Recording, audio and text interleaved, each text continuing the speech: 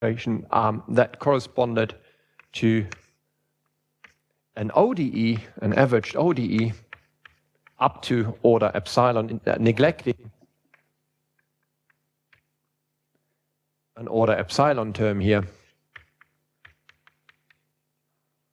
and where f of x was just the averaged slow vector field.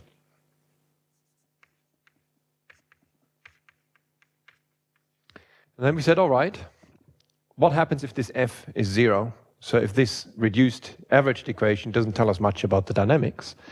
And then what we did is we went to a long time scale. So we said, all right, let's go 1 over epsilon here, put another 1 over epsilon 1/2 here for the noise, 1 over epsilon here, and 1 over epsilon there. And if we did that, we ended up with a backward cosmography equation that now includes diffusive terms. Okay. So if we do that and assume or somehow look only at those vector fields where this f0 integrated over the fast measure is 0, so we assume that f0 is 0, where again this is our function rho infinite integrated over the invariant measure, then we ended up with this backward Kolmogorov equation. So dv0 dt is some f of x gradient x v0 plus some 1/2 a transposed v0, where the f of x now, so this is a different f of x, let me call this one twiddle. Oops.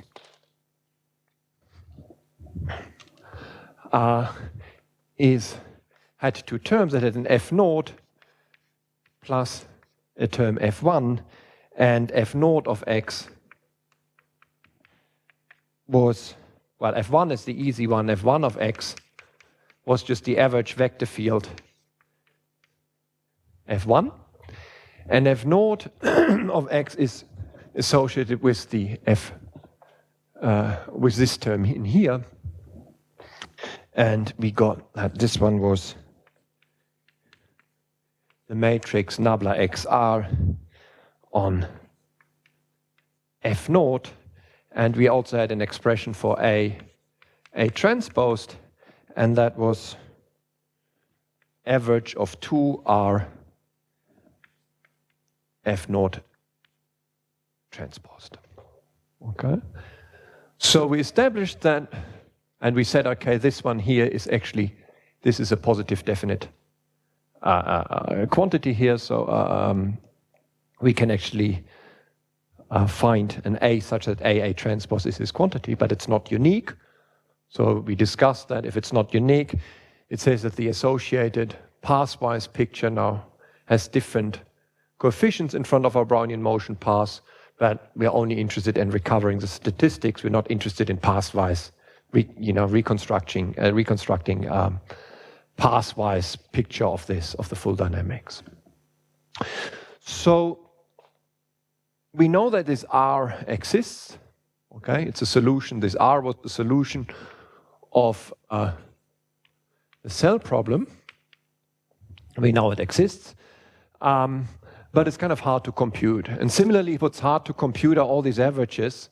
If, let's say, we have a complicated fast dynamics here where we can't, for an Ornstein-Uhlenbeck process, yes, we know what the density is, but it is some complicated process. We actually can't, we have no analytical handle over the densities, so we can't compute those quantities.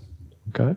So what we like to do now is, can we express all those quantities in terms of time averages? So we're going to use Birkhoff's ergodic theorem to express it all in time averages, and that will allow us to give some sort of more physical meaning to these diffusion coefficients. Okay? Okay. So let's do that. So the aim for now is express the averages and all the solutions, the R and so forth, and R in terms of temporal averages. Okay. So first of all, what we're going to do is we're going to find a different expression for the solution of the cell problem. Okay. So the cell problem, L naught R is minus F naught. And I'm going to tell you now, and then we verify it, I'm going to tell you the solution, or one way to write this solution. So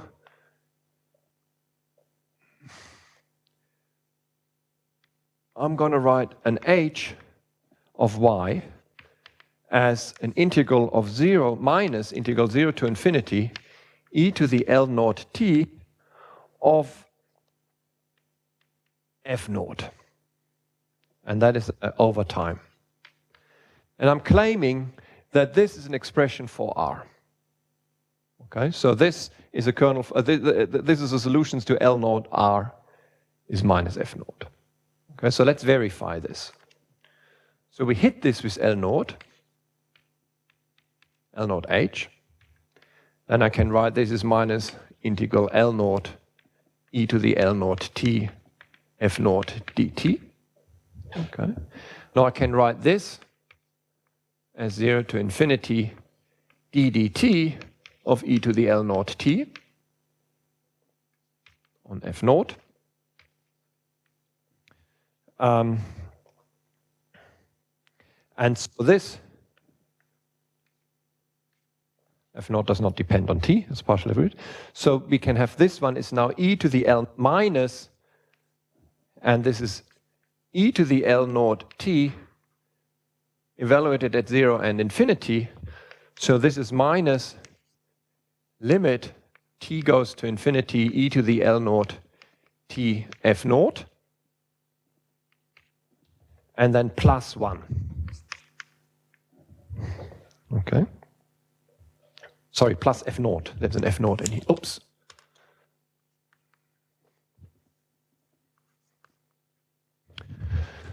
So this thing here, we did, I think, yesterday.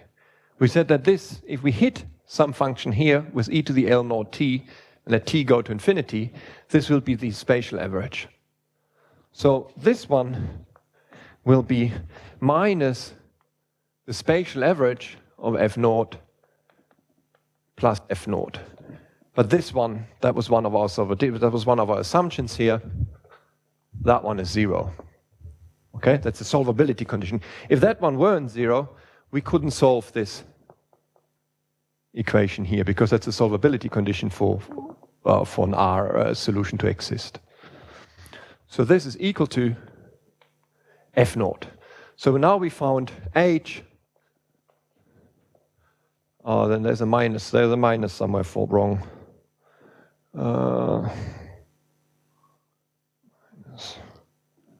I'm solving this now. Okay, so I'm solving some kind of right. So I need a plus here in this instance, I guess, right? Am I doing the right thing? Minus infinity. Oh, that's good. That's a plus F naught. Okay, so that's what I'm solving. And let me call this W. Oops, W. Okay. So, but R was minus L naught inverse of F naught. So this is now plus to infinity e to the L naught t F naught and xy dt. Okay? And this object here is an expectation value, right? So our R is 0 to infinity dt of the expected value of F naught of x, and now I'm going to go and write the time evolution again, else my phi t, which is now the flow associated with the fast dynamics. And okay. This is our definition of the expectation value here. So now we have another, so we have spatial average, and we have now introduced, or that was implicit, as an average over the Brownian motion driving path. Okay, so we have two types of averages. The spatial one over rho infinity, so over initial conditions, so to speak, and this one over Brownian motion path. Okay? Okay. So, now let's use this R to re-express F naught. Well, F1 is fine, we can deal with F1, because that would just be temporal average of this one here, but of F naught and an end of A and AA transposed here, by inserting what we've now found in terms of R as something that now evolves time. Right? Now time enters here. Oh, this is on Y. Okay. So we propagate e to the L naught t, the propagator for the fast dynamics, so that only propagates in time the fast dynamics. The slow dynamics is kept fixed. Okay? That has only the delta y's. It's only for the fast dynamics. Okay? All right. So we have this. We can express F naught of x, which was xr. I just copy it from here. F naught. And so this is now integral. This is the curly brackets of y conditioned on x of xr F naught dy. And now I'm going to insert what we just calculated for r. So this is integral 0 to infinity, and the expectation value now over Brownian motion path, and the x derivative goes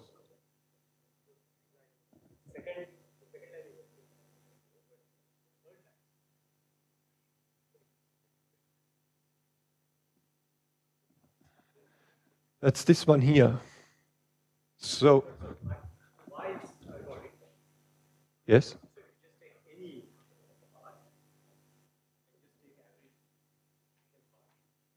Yes. But what we're wearing here is the driver here. Otherwise, you would always get the same y. Right. So it's different realizations, you could say, of the y.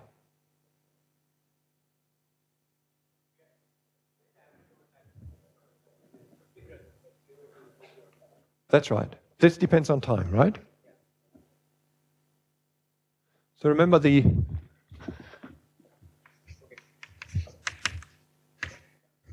right, we had this, so V of ZT was the expectation value over Brownian motion path of some observable, right? Z of T, given that Z of 0 was some kind of Z. Okay? And then V of ZT was formally e to the LT of your phi of Z. So that's a propagator for the, right? So this I now put into here. So I just used the definition in some sense of this propagator, but this is a propagator of the fast dynamics, so it will only propagate the fast variable, yeah?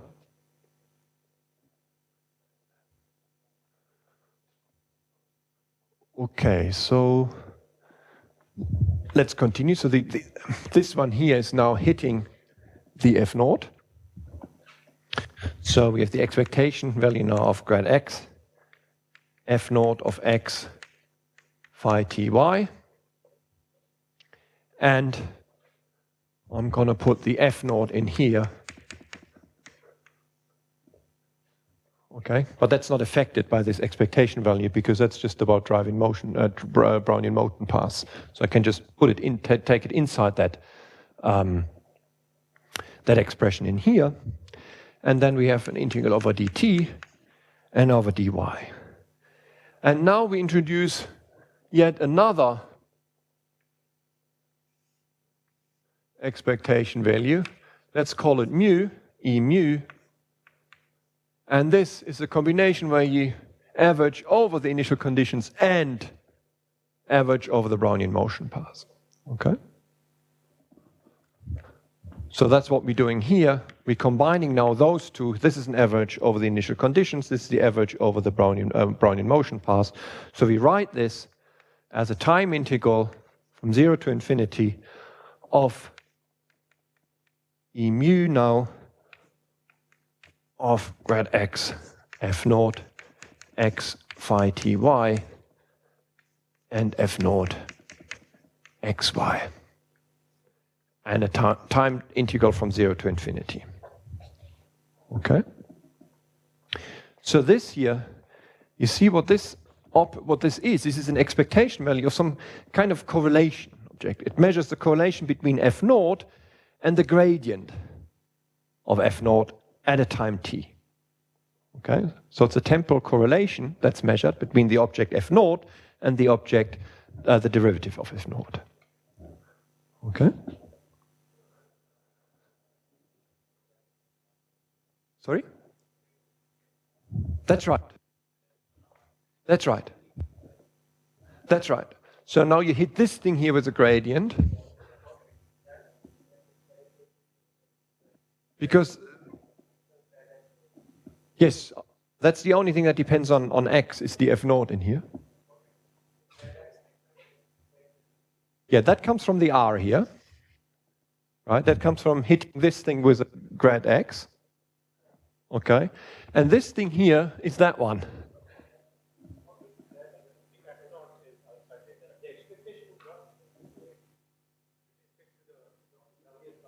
Yeah? So I can take the gradient inside the expectation of rate.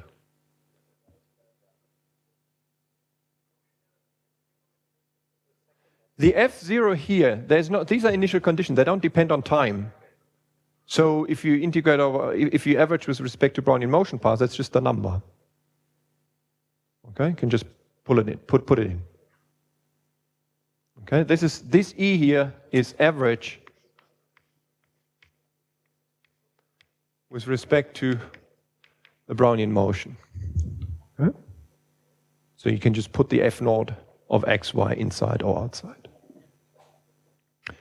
Okay, so the f naught we could express and give it some kind of, meaning about through correlation. That is the expectation. That is. So this is the expectation of both. Like it's like a product measure between those two measures. This one here, and then the measure associated with the Brownian motion. So this is So I don't know how to write this. This is E. Well, it's kind of like this, which is the same as. Okay.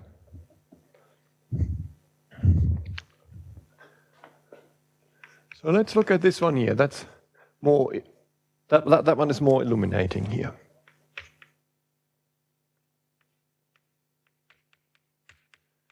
So this one we said was 2r f naught transposed. So this one is twice, and now comes my r.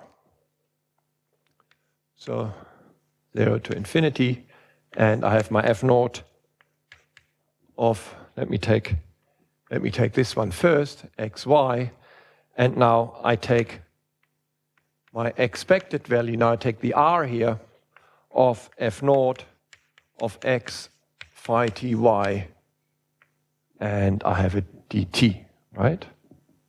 Yes, dt, and then I close the bracket. So this is now twice, 1/2, sorry, so this is, the half goes already. So this I can now write as a time integral 0 to infinity of, and again I introduce my mu measure here, of now f naught xy and f naught and x phi t y dt. Okay, so now this is a proper correlation function here. Right? This is a correlation function that will depend on time and is associated with f naught. Okay, so the diffusion coefficient here,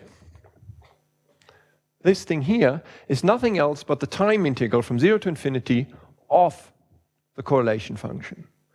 And in statistical physics, equations like this are called Green-Kuebel formulae. So Green-Kuebel formula is when you associate the diffusion coefficient with a time integral from 0 to infinity of a correlation function. And here the correlation function is for f naught, okay, which is this one here. So that one here, the influence of the noise here, what we need is that this thing exists, the integral exists. So what we need is that correlations here decay fast enough. Otherwise this integral doesn't make sense. Okay? So what does that mean? That means that you somehow lose memory. The Y dynamics, right, is such that you lose memory after some time where you came from, which is X and Y. Okay? So you have a decay of correlation, and that decay of correlation makes this integral here converge and gives a proper meaning to this diffusion coefficient, A8 transposed. Okay? So what you need is, and in the stochastic case, that's what's kind of given here through the noise term. The noise term in the fast dynamics leads to a loss of correlation in your Y dynamics, and that translates to a loss of correlation here in your f naught as well, which depends on Y. Okay? So that's behind this, that's now the expression where we can get some meaning to the diffusion coefficient. Okay?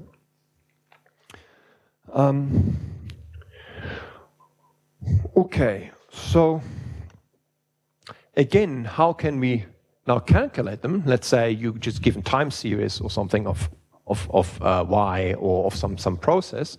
So let's use now the Birkhoff-Ergodic theorem to write these objects for F1 and this object here in terms of temporal averages. So we can do that here.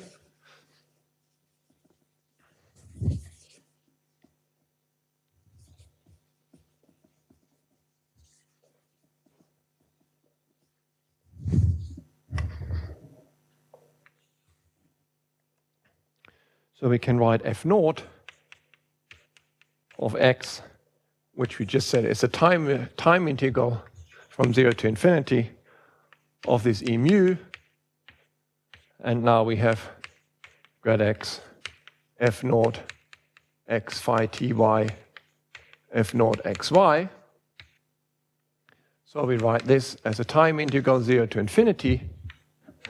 And now this expectation value here, we use Birkhoff's ergodic theorem to transform that into temporal average. So we're going to say this is now the limit of t, capital T goes to infinity, 1 over capital T, and now 0 to t. And now we have grad x, f naught x, and this would be y of s plus t. So this is now a trajectory. You follow on our trajectory y, and you measure it against f of x, y of s, and the integral here is over ds. So this will be now a function of t. So you have data given of the fast variable, Right? You use these data, you propagate them in time, and at each time you compare your value y of s with your value y of s plus t, and that gives me this correlation object here at time t, and we let s from 0 to infinity, an average. So that means we follow the trajectory for a long time. And we do this for all t's, and then we integrate over the t's. Okay? So this you can compute on a computer, right? All you need is a long trajectory of your fast variable. Mind you, getting a handle on correlation functions numerically is not that easy. You need often very, very long trajectories. And similarly, you can do for 1/2 a transposed, which we've written down here. You can now do the same spiel.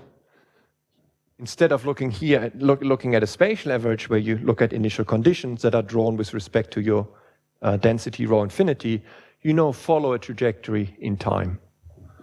So this would be the expression for this would be, this is my time integral here, dt, and now I calculate my correlation function as a temporal average. So limit, like if you really do it on a computer, t is not going to be infinity, but as much data as you have and can get. And now we have f naught x y of s plus t times f naught x of ys ds. So now we expressed this drift term so we get an additional drift term, not just the average term of f1 here, but we get an additional drift term that's caused by the stochastic dynamics of y, and we get a diffusion term that's caused by the stochastics here. Okay? All right, so let's look at a simple example where we can actually do those calculations. I don't need any more. So this is a handy formula here if you want to, if you want to find a solution of the cell problem that you can actually evaluate as a function of time.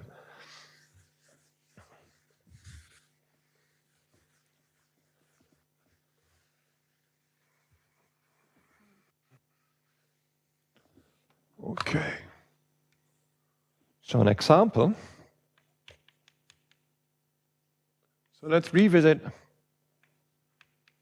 the problem we had before, dx dt, but now we put a 1 over epsilon.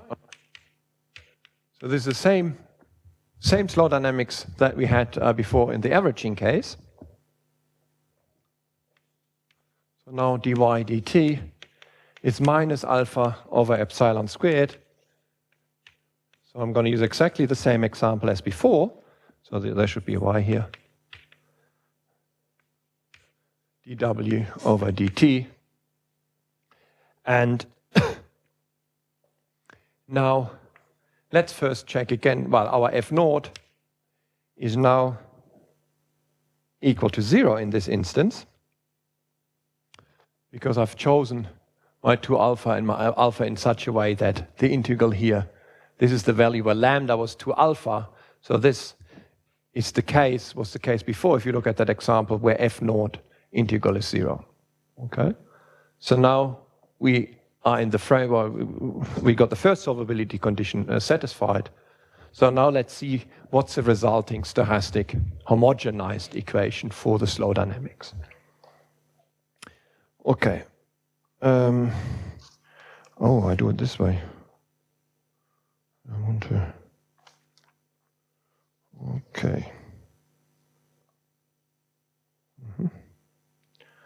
Okay, so we have here, let's not go via the density, but let's go via that we have some information about the past that you could get numerically, right? So we want to stay in that picture, but for the Ornstein-Uhlenbeck process, we actually have an explicit solution for, depending on the dw, we have an explicit solution for y. So this is what you would have if you just have one trajectory given. Okay? So it's y of t, and we done this a few lectures ago, wrote down what the solution was. So this would be y naught plus square root 2 alpha 0 to t e to the minus alpha t minus s dws. And we need a y squared in here. So what's y squared of t? So this is what enters in the slow dynamics. Well, this is e to the minus 2 alpha t y naught squared. That's this one squared here, plus 2 times this term times that term. So this is twice square root 2 alpha e to the minus alpha t y naught, and this one here, this term 0 to t e to the minus alpha t minus s dws, plus, and now we square this term here, and if we square this term, we get a 2 alpha and the integral 0 to t e to the minus alpha t minus s dws, and the whole term squared.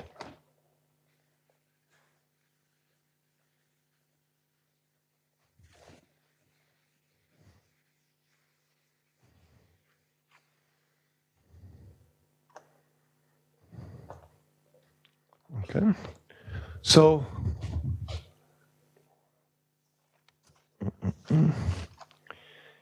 let's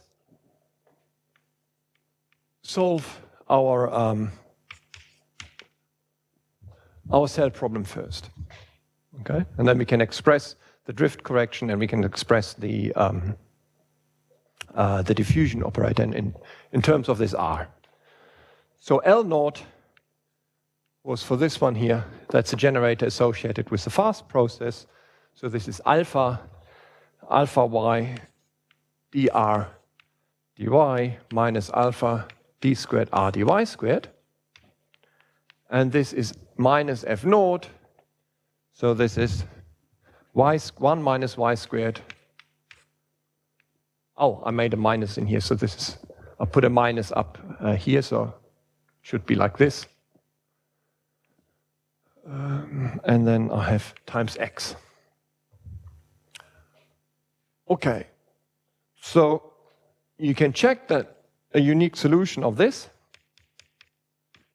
is given as 1 over 2 alpha 1 minus y squared x. Okay, let's do a quick sanity check that indeed the mean of this R is 0. So we have to look at the variance y squared for these parameter values. So if you look at the mean of y squared, then you would see that for time going to infinity, this would go to 0. Okay, so this is indeed 0, and hence we can now write what's our f naught, or our f of x. That was gradient x r f naught. So this is just guiding you through some calculations here. So this would be 1 over 2 alpha x, and now expectation value y minus y squared, which is the f naught here. Okay. So I've got like dx dr gives me 1 over 2 alpha 1 minus y squared, and the f naught gives me another 1 minus y squared x. So it's 1 minus y squared squared. And y squared, y to the 4 for a Gaussian process, so we can evaluate them. I'm just not gonna bore you with the detailed calculation, but there's gonna be 2x. The final result will be x over alpha. Okay? And now we can do the same for, we already had it here, for our diffusion matrix.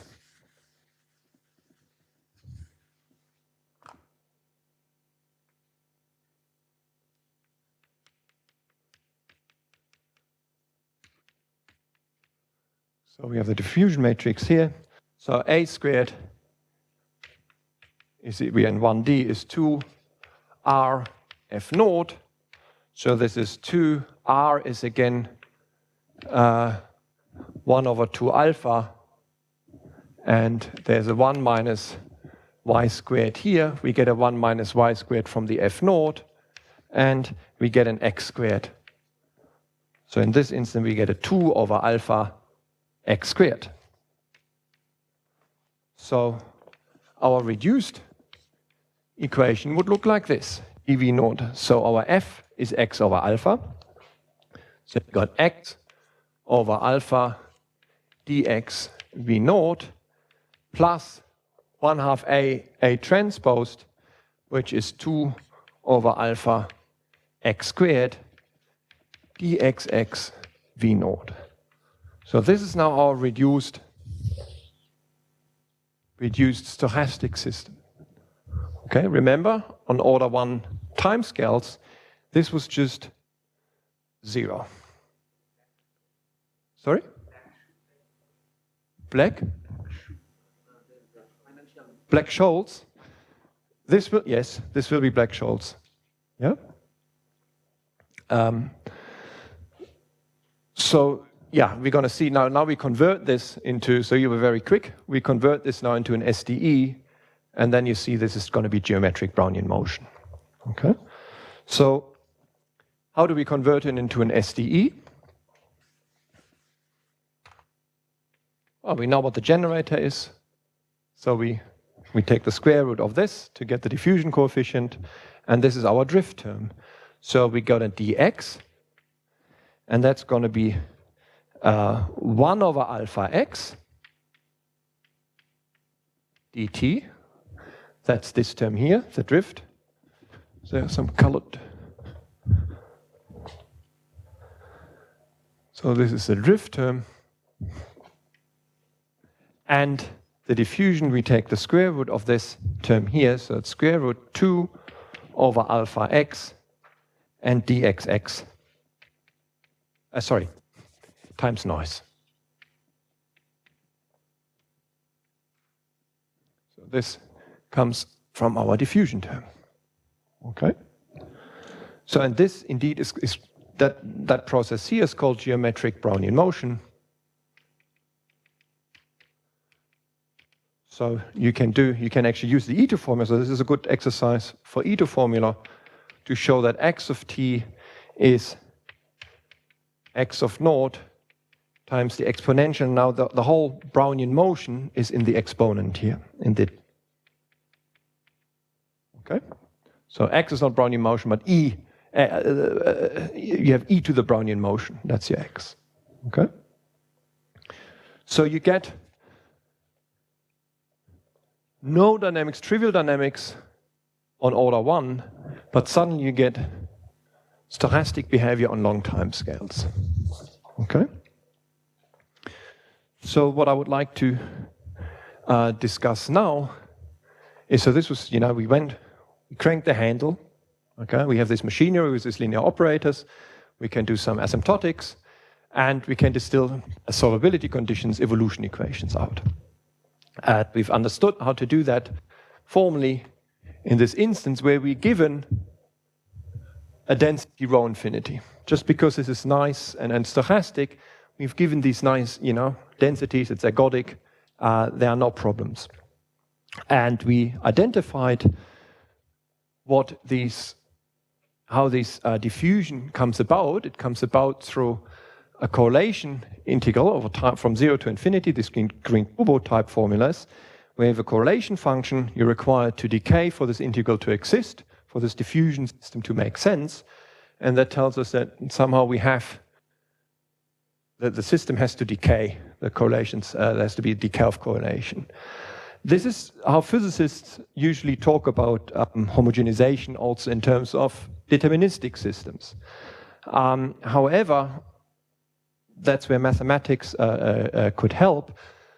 What's the decay of correlation? You need some notion of independence, but decay of correlation, you can get diffusive limits even if you do not have a decay of correlation. Okay? For example, if you have something that is very chaotic and has decay of correlations, in some subspace of your phase space, but then you have sort of periodically, you're kicked out of that subspace and get back into it. So there's no decay of correlations. But a system like this will have a diffusive limit. So it's good to get an intuition, in some sense, about what these diffusive limits are, but one has to be careful as well and not get too carried away with these intuitions at times. So what I would like to do now is give you, nevertheless, an intuition. If we say, all right, we are deterministic, okay? So we're deterministic, we're not given a nice density rho infinity, okay? But we are chaotic here, okay? So the question is, why would we now, there's two questions. There are lots of questions. First question is, if now we don't have this nice stochastic process, can we expect actually effective reduced stochastic dynamics? Okay, and I want to give you just a physicist type argument why you can. And then I want to talk about a case, I want to talk about sort of the generic case. That's when this one is very nicely chaotic. And then I want to talk about a case where this is not so nicely chaotic and what you get out and make connection with what Michael talked about and these alpha stable processes. I also want to kind of briefly, some of you asked me that after the first lecture about this, and one of you knew what an SRB measure was. A problem here is we don't have a nice measure here on an attractor. Attractor, you know, is something that has measure 0 in the full phase space. But what we have is a measure where we can use Birkhoff's ergodic theorem. Okay, so where for initial conditions of Lebesgue measure non-zero, so you know that we can actually measure it, that we can actually feel it, we can define time averages will converge to something. We can't write down that something, but we can make sense, and that's what you would do if you do a Lorentz system, right? You start with one initial condition, you let it evolve, and then you see that the statistics kind of converges. If you look for averages or if you look for variances, you get a number that's always, you know, that doesn't improve much the longer you take it, right? So this kind of notion of measure we have in the back of our minds when we talk now about deterministic systems. So let's, to build up intuition, why we would actually, I mean, this is quite remarkable, right? We have a system that's entirely deterministic, and we want to get out something that's stochastic, and we can make that rigorous. So this is really remarkable, right? You get noise out of something deterministic. So I want to look at to make that argument, I want to look at a sort of a toy model situation of this, and look at this situation. So this is, I still write it dx dt. I don't. I just write it, no. Or maybe I do. And this one is now chaotic. So if it's chaotic and we look at flows, we know that y has to be in Rd, where d is larger or equal to 3, otherwise we can't get chaos, okay? So let's say this is just one component here that we feed it in, okay? So let's write down a solution. So x of t is x of naught plus 1 over epsilon integral 0 to t f naught of y1 of s ds. Okay? So now we've taken one slow time step, and we kind of measure here our y. But let's go in here in this integral. Let's zoom into the dynamics of the y. So let's go into the fast time scale on which y actually, sorry, this is a squared, on which y actually lives, which is epsilon squared. So what we get is x of t is x of naught plus, we got our 1 over epsilon from going to some tau on the fast time scale. We get an epsilon squared here. So this is now epsilon equal to 1, so to speak, of tau. And we need to scale down here to t over epsilon squared. So let me rewrite this Again, so this is epsilon integral 0 to t over epsilon squared f naught y of tau d tau. Okay? So now, think of epsilon as a 1 over square root of n. Okay? Now what do you get here? You get a 1 over square root of n, tn, f naught of some y of tau d tau. Okay, so you recognize this, and integral is nothing else but a summation. This is the central limit theorem. Okay, so again, the physicist would say, well, all right, I have now, what you do is you take one slow time step. You go slow in your x, and in that time, your y would have explored, your butterfly attractor, let's say, gone round and round, lost all its memory where it started because you waited for so long. And then what do? You sum up all these random picks from your attractor. They're now independent, so you sum them all up, and you did the scaling right, and you get out a random number, a Brownian motion here. Okay? So that's kind of the picture that you should have in mind, or that is helpful to have in mind, why you actually why you can expect stochastic limits. So it's actually not, and this is sometimes what people get wrong, it's not that your y is stochastic. It's that you sum up the y's. Not the y is Brownian motion, not the Lorentz system is Brownian motion, but the sum of random draws from your attractor is Brownian motion. Okay? So this can be made precise.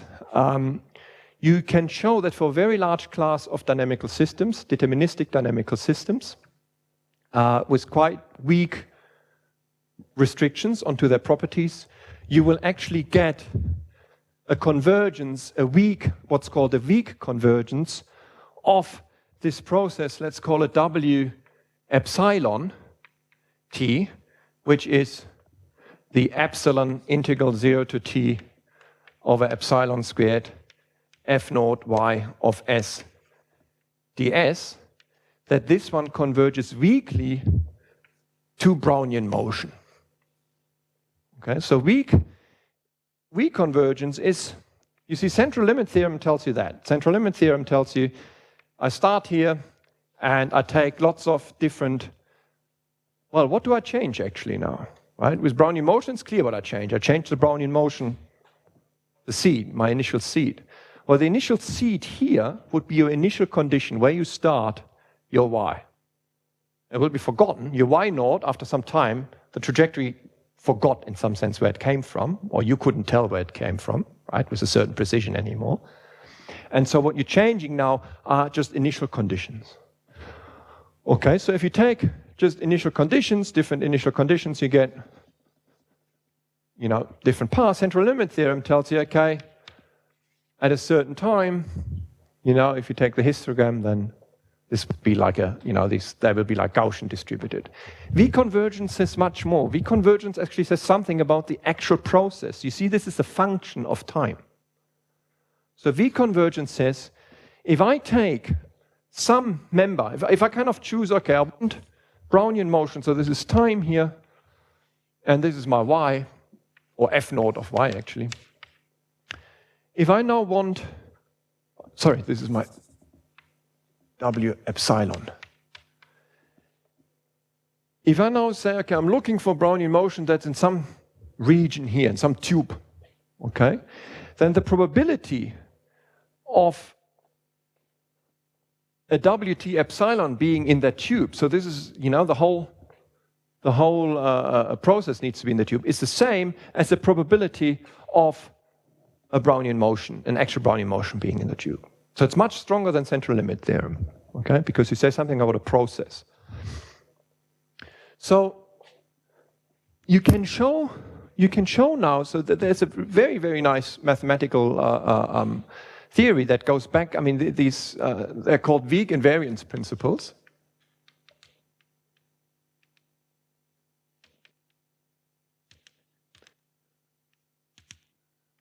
And they've been sort of developed by Ian Melbourne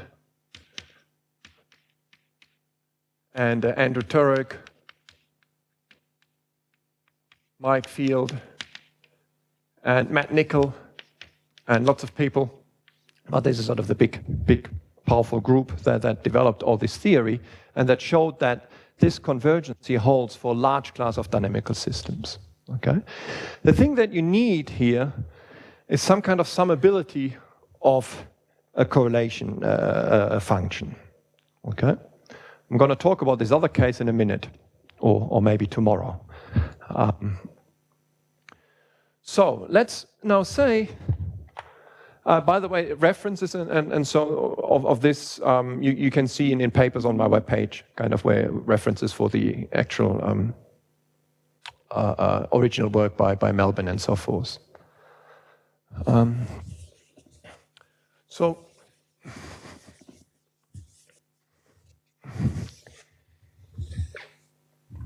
now we say that from this system here,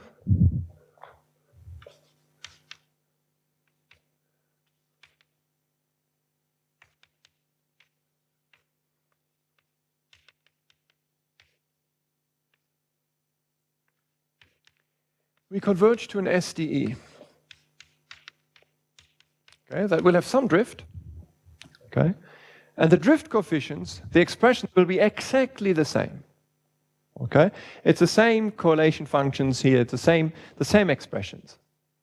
Okay, so in terms of time evolution functions, time averages, plus noise.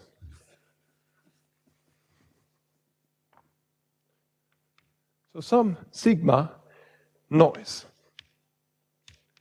So this is now a rough limit of a smooth system. So if we invoke again this Wong-Sakai theorem that tells us that if we take smooth functions, these WT epsilons here, and they converge to a rough function, a rough noise, then because we started smooth, we want classical calculus to survive in our limit system. So that tells us we have to, the noise here has to be interpreted in the Stratonovich form. Okay? So this is quite a big result because we started with something entirely deterministic, we get something diffusive. Okay? So it's only 6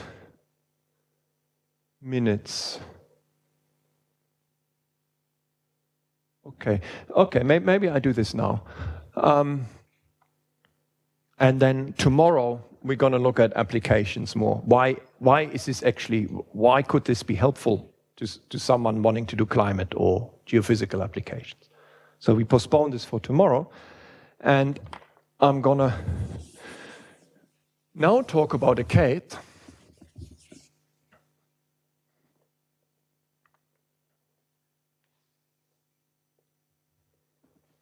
actually, maybe not. Maybe this takes more. No, I don't want to rush this. This will take more than 5 minutes. So let me start now with saying why you would actually, why would you be interested in having a stochastic expression for a high-dimensional system? Okay. So first advantage is we reduce the dimension.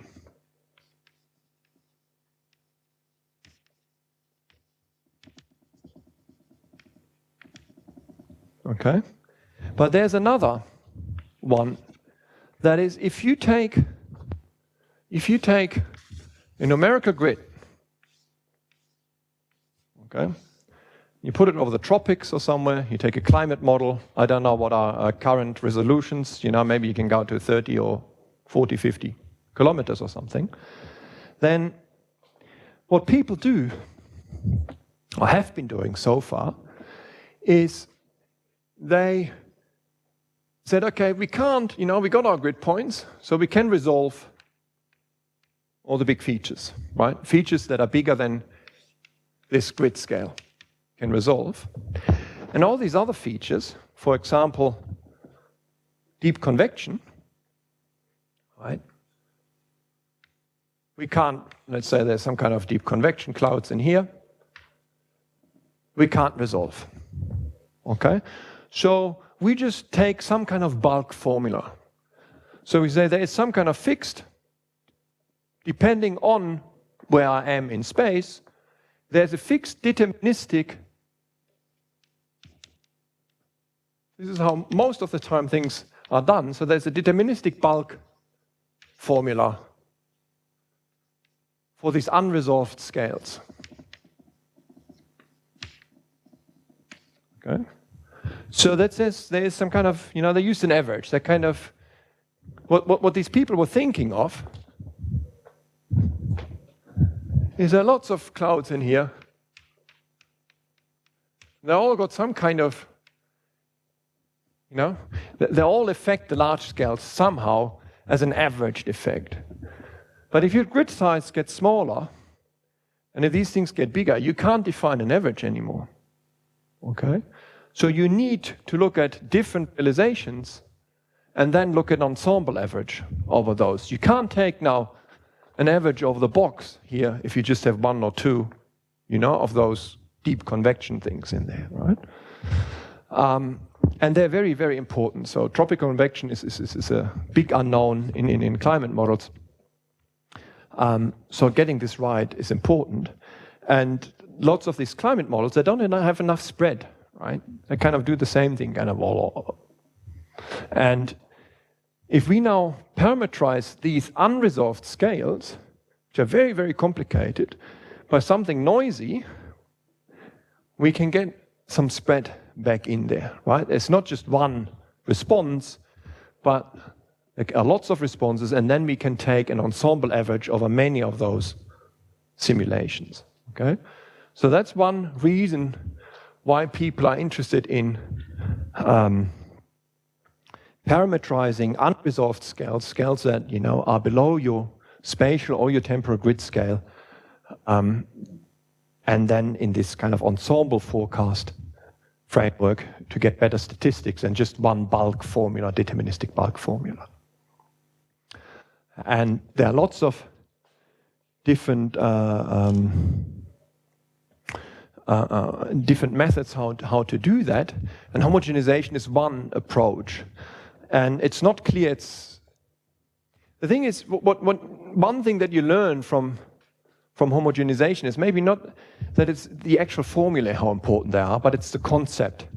Okay, and the concept is that we can learn is, well, we can get noise. We actually can get, and usually get, multiplicative noise, not just additive noise. Your A dependent on X. Okay, so it's multiplicative noise.